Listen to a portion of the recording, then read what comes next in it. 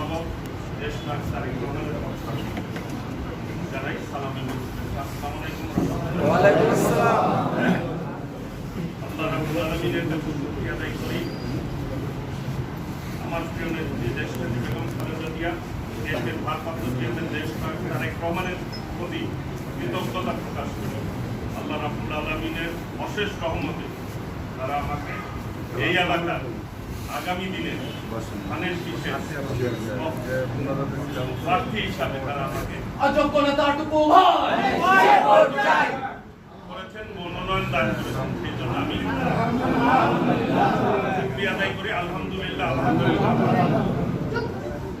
এই মনোনীত করেছেন, এটা কিন্তু আমার দায়িত্ব আরো বেড়ে গেছে। আমাদের সকলকে দায়িত্বশীলতা কাজ করতে হবে। এই দলে অনেকেই প্রতিযোগিতা করেছে, এটাই স্বাভাবিক। অনেক বড় দল, সমুদ্রের মতো। কাজে এইখানে একাধিক লোক থাকবে, একাধিক যোগ্য প্রার্থী রয়েছে, সবাই যোগ্য মনোনীত করে। এজন্য আমি আবারও দেশনেত্রী বেগম খালেদা জিয়া এবং আমাদের ভারপ্রাপ্ত চেয়ারম্যান দেশ নায়ক তারেক রহমানের প্রতি কৃতজ্ঞতা প্রকাশ করি এবং আল্লাহ রাব্বুল আলামিনের কাছে দোয়া কামনা করছি।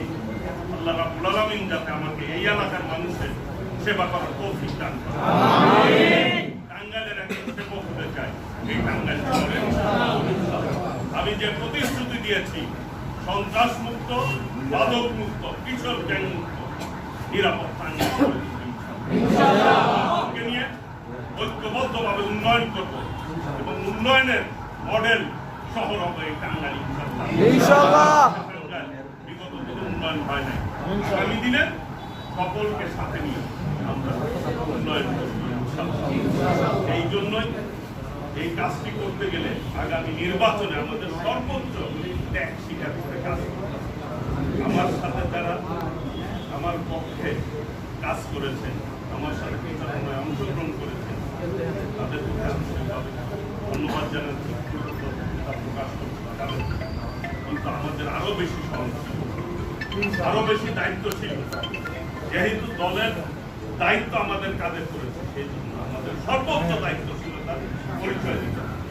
আমাদের যারা এই প্রতিযোগিতা করেছে তারা আমার ভাই, আমার দলের ভাই, আদর্শিক ভাই, তাদেরকে সাথে নিয়ে আমরা এই জন্য পূর্বে সমস্ত কিছু ভুলে গিয়ে আগামী দিনে দল যে দায়িত্ব দিয়েছে সেই দায়িত্ব আমরা অক্ষর অক্ষরে পালন করব। এই জন্য আমি বলবো, কেউ কোথাও কোনো ধরনের উল্লাস আনন্দ করবে, সবাই যারা পায়নি তারাও হয়তো এসে কষ্টে আসবে, তাদেরকে আমরা বুকে টেনে নিয়ে তাদের সেই কষ্ট দূর করে দিব ইনশাআল্লাহ। আগামী দিনে এই দল আমাদের সকলের রহমানের পরিবারের সদস্যরা, তাদের যারা আছে তারাও পরিবারের আমাদের মনে রাখতে হবে।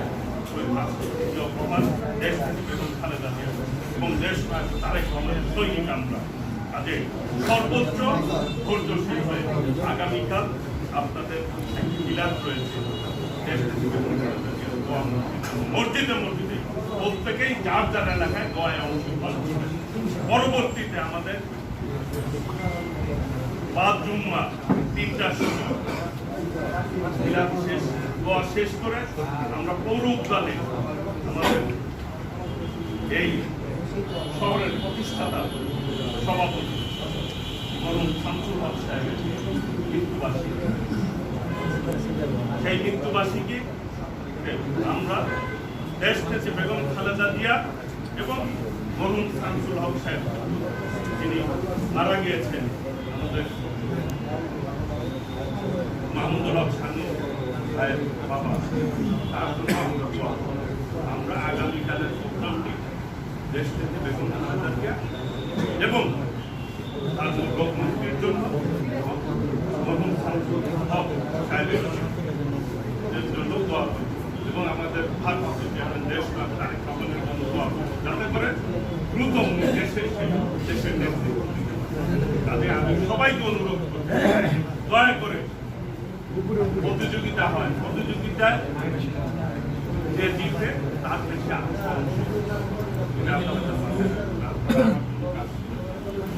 আমি আমি আবারও আন্তরিকভাবে সকলের ধন্যবাদ জানাই, আবারও কাজ করার জন্য। কিন্তু এখন যদি দায়িত্ব বেশি অর্থাৎ দায়িত্বশীলতার সহিত আপনাদের কাজ আপনারা যে কাজটা করবেন আমার কাজে আমি এই টাঙ্গাইলের রাজনীতিতে একটি সৌহার্দ্যপূর্ণ সহমর্মিতাপূর্ণ ভাই ভাই হিসাবে আমরা পথ চলব। আমরা দলের যারা আছি সকলের ঐক্যবদ্ধভাবে সকল ষড়যন্ত্র রুখে দিয়ে এই টাঙ্গাইলকে শহীদ রাষ্ট্রপতি জিয়াউর রহমান, দেশনেত্রী বেগম খালেদা জিয়া, দেশ নায়ক তারেক রহমানের ঘাঁটিতে পরিণত করব।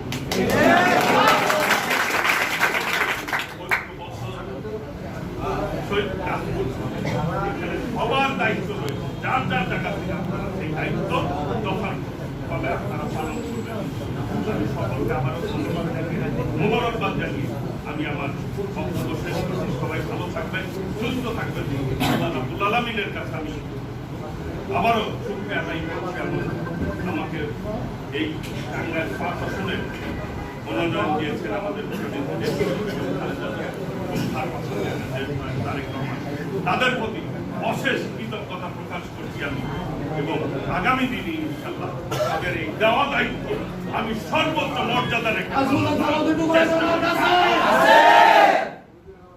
চেষ্টা করব। এই আশাবাদ ব্যক্ত করে সকলকে ধন্যবাদ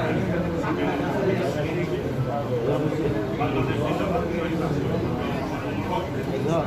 খালেদা জিয়া দীর্ঘদিন ভোট পেয়েছে ভারপ্রাপ্ত চেয়ারম্যান দেশ জিন্দাবাদ। আমাদের দ্রুত সুস্থ হয়ে আমাদের ফিরে আসুন দেশের নেতৃত্ব। আমি এই কথাগুলো শেষ করছি এবং দয়া করে সব জায়গায় একটা স্লোগান রাজনৈতিক আমরা একটা ব্লগ প্রোগ্রাম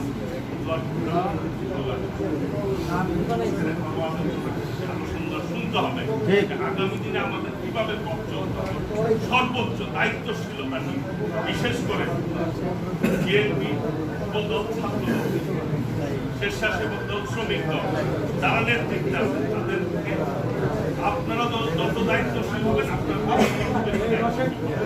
সবাইকে আবারও আমার পক্ষে দীর্ঘদিন কষ্ট করেছেন, আমার চেয়ে বেশি অনেকে কষ্ট করেছেন, মন থেকে অনেকটাই বেশি, আমার চেয়েও বেশি আমার জন্য চেয়েছেন। সেই জন্য আবারও